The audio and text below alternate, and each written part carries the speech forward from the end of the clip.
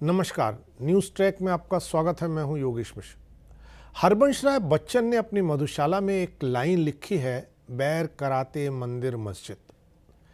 यानी देवालय जो भी हैं, जहां भी हैं, वो प्रायः किसी न किसी परेशानी का सबब बन ही जाते हैं और आसपास के लोगों को, वहां के आवाम को, उस मुल्क को दिक्कत झेलनी पड़ती है। ऐसे में क्या आप कल्पना कर सकते हैं और सोच सकते हैं कि कुछ ऐसे भी देश होंगे जहां मंदिर और मस्जिद न हो, जहां देवालय न हो, जहां कोई धार्मिक स्थल हो तो सिर्फ एक ही धर्म का, विभिन्न धर्मों और समुदायों के पूजा स्थल न हो।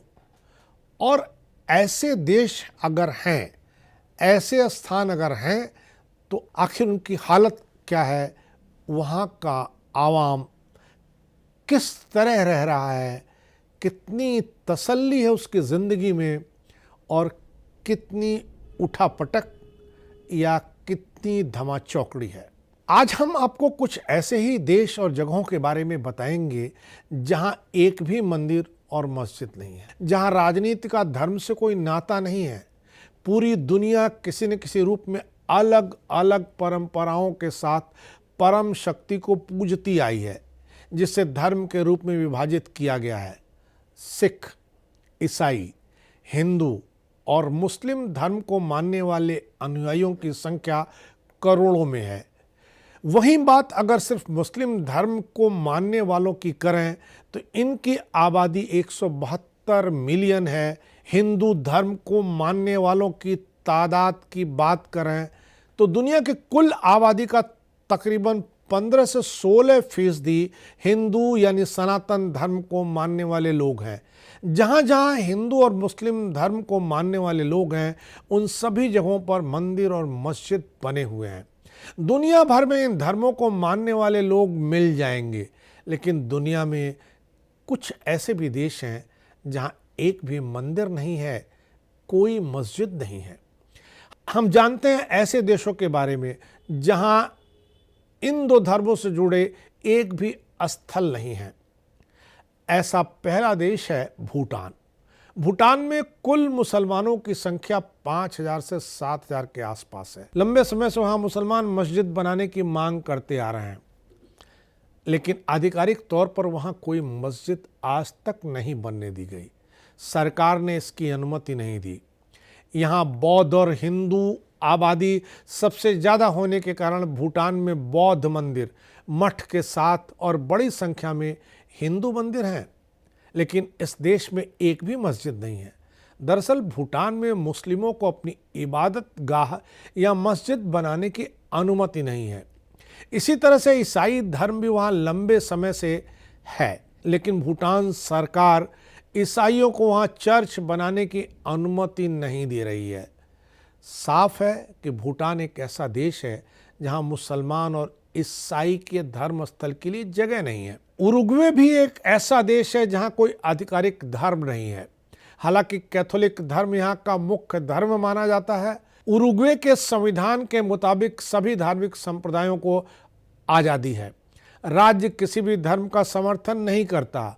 उरुग्वे दक्षिण अमेरिका के दक्षिणी पूर्वी हिस्से में स्थित एक देश है। इस देश की आबादी तकरीबन 35 लाख है, पर 11 लाख लोग वहाँ की राजधानी मोंटेवीडियो और उसके महानगरी इलाके में रहते हैं। इस देश की 88 से 94% आबादी यूरोपीय लोगों या मिश्रित वर्ण के लोगों की है। इस देश के कई धार्मिक स्थल में कैथोलिक चर्च, एंग्लिकन चर्च, यहूदी संग्रहालय और होलोकास्ट स्मारक शामिल हैं। यहाँ ईसाइयों के अलावा कई धर्मों के लोग रहते हैं, जिसमें हिंदू और मुसलमान भी हैं। यहाँ 1000 के आसपास मुस्लिम रहते हैं, जो ब्राज़ीली सीमा के करीब शहर चुए में हैं। कुछ मुस्लिम रिवेरा, एर्टिगस और मोंटेवीडियो में निवास करते हैं। मोंटेवीडियो में 3 इस्लामिक सेंटर हैं, पर मस्जिद कोई नहीं है। मुस्लिम इन्हीं केंद्रों पर इबादत करते हैं। इसके अलावा यहाँ बड़ी संख्या में हिंदू भी रहते हैं, लेकिन इस देश में एक भी मंदिर नहीं है।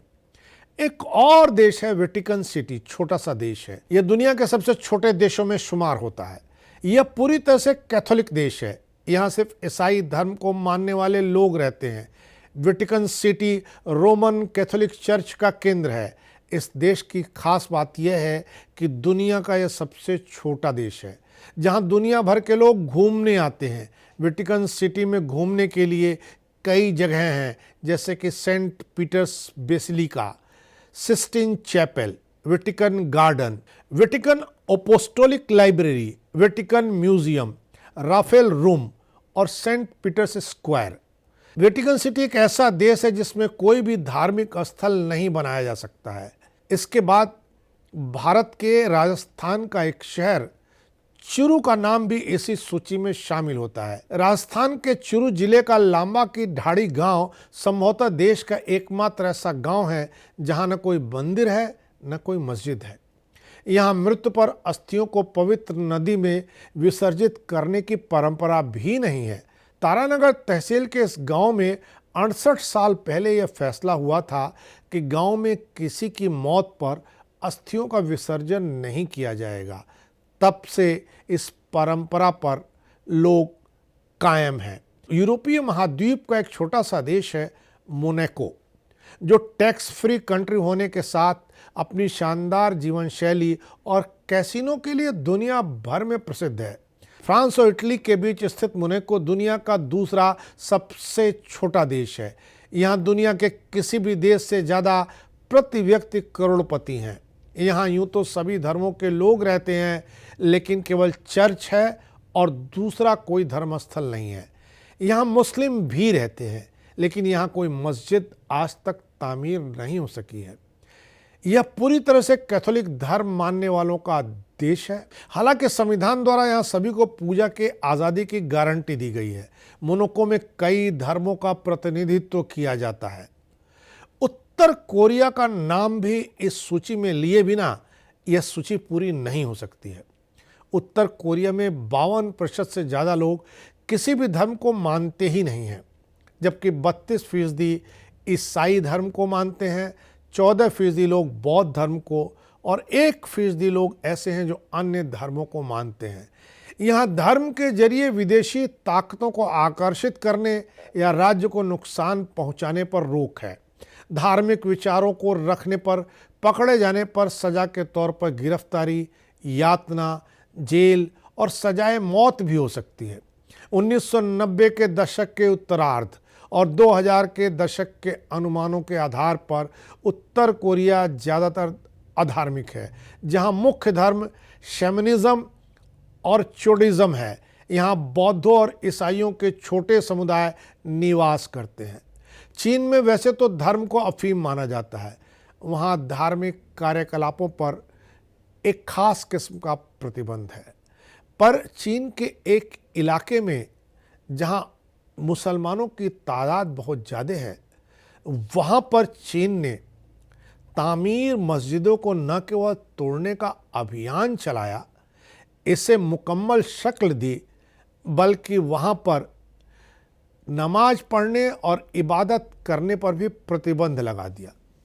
छोटी छोटी बातों पर दुनिया भर में कोहराम मचा देने वाली कौम खामोशी ओढ़ के बैठ गई। ऐसे में हम ये कह सकते हैं कि अगर अंकुश न हो, प्रतिबंध न हो और ढेर सारे कानून ना आयद किए जाएं, तो मंदिर, मस्जिद, गुरुद्वारा, चर्च, तो इनमें पादरी, पुजारी, मौलाना बनकर रहनुमाई करने वाले लोग बैर बढ़ाने का काम ज़्यादा करते हैं। इस बार इतना ही। अगली बार फिर मिलेंगे किसी नए सवाल पर नए ढंग से बात करने के लिए। तब तक के लिए नमस्कार।